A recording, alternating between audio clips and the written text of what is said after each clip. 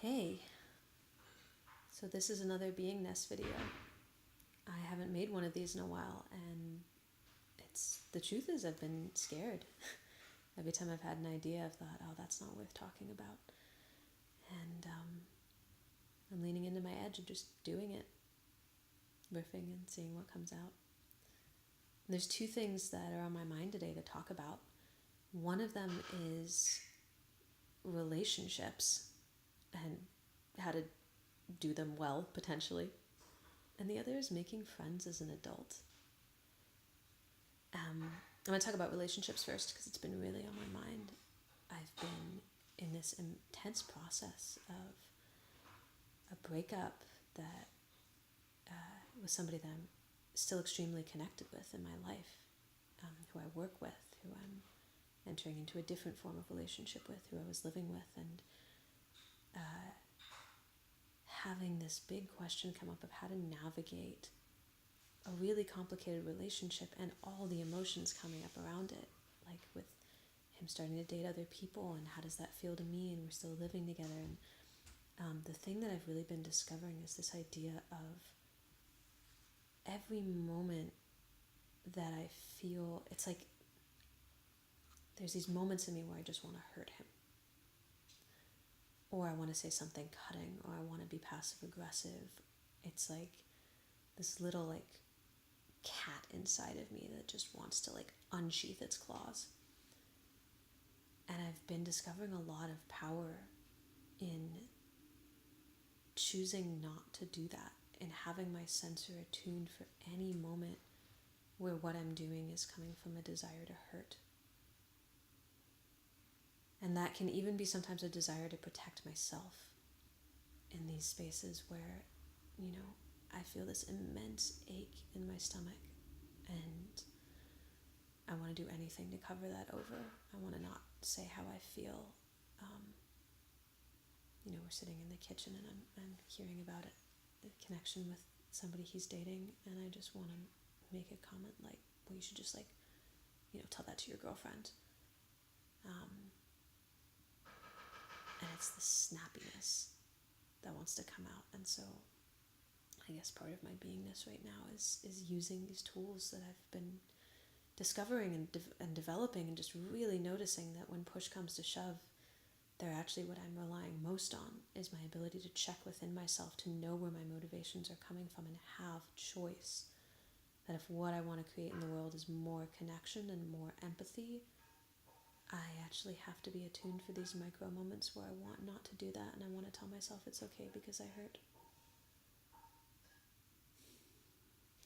And it's led to a lot of beauty between me and the woman he's dating. Just like amazing connection with her, despite a lot of pain, and connection with him that has to do with like what kind of relationship and what kind of connection do we actually want, and how is it to navigate our resentment and pain to each other and just stay present with it and pull away sometimes, and that be okay. So I feel really tender today. So that's part one, not snapping. And part two is like this idea of how to make friends as an adult. That came out of some conversations I was having with my housemates. And I think the wider question is like, what happens to us as we change our being? Something I noticed is I have a lot of judgments around myself these days, which are something like, oh, I'm not really living the life I want to live. Like, I want to be going out. I want to be doing more fun stuff. I want to be connecting more with people that are different than me. I want to be partying. I want to like have adventures. And when push comes to shove, like I don't really seem to be pursuing that. Like sometimes I am, but whenever I get invited to a party, 9 times out of 10, I'm going to stay home. And so I have this image of how I want to be, and it's partly based on what I've liked doing in the past, like what's brought me joy, what sorts of people have I liked connecting with. I have these reference experiences. And sometimes I find myself saying yes to something and then realizing when I'm in it that I don't actually want to be in it, but I feel almost this cognitive emotional dissonance. Like, well, I should want this. Like, this is the kind of thing that a Sarah would want or had wanted in the past, and these people know me as wanting it, so why don't I? And what's really occurred to me is, I think most of us go through a number of personality transitions in our life. And when we find a new interest, when we, discover a new group of friends or a new job or move to a new location, we start often wanting something slightly different than what we've wanted before. Like, we change in subtle ways. And often, like, our image of ourselves lags behind the change. And so, I end up going out on a Saturday night to a party and not enjoying it, and then having all of this self-judgment. Like, am I awkward? Am I, an introvert now? Am I not going to be able to do the things that I enjoy? And there's this very delicate process of having to feel out. No, like, what is it that I want? If I come from the assumption that there's something else that I'm being drawn toward, what's that something else? And, like, does it have to do with being around just one person? Does it have to do with being around a group of people? What mood am I in that I want these different things? Do I want to kind of like do yoga or move my body for 15 minutes before I get together with people, or have interactions that are totally nonverbal? Or do I want to circle? And, like, when do I not want that? And even, like, what form of circling do I want? Like, do I want the attention on me for half an hour before I even, like, put it on anybody else? And what sort of people do I want to be in that with? And I'm discovering that there's this very finely tuned moment to moment checking in with, who am I now?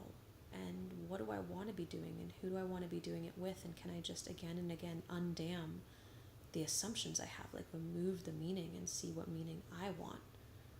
And it actually involves having a perspective of fluid personality, that I might not remain the same,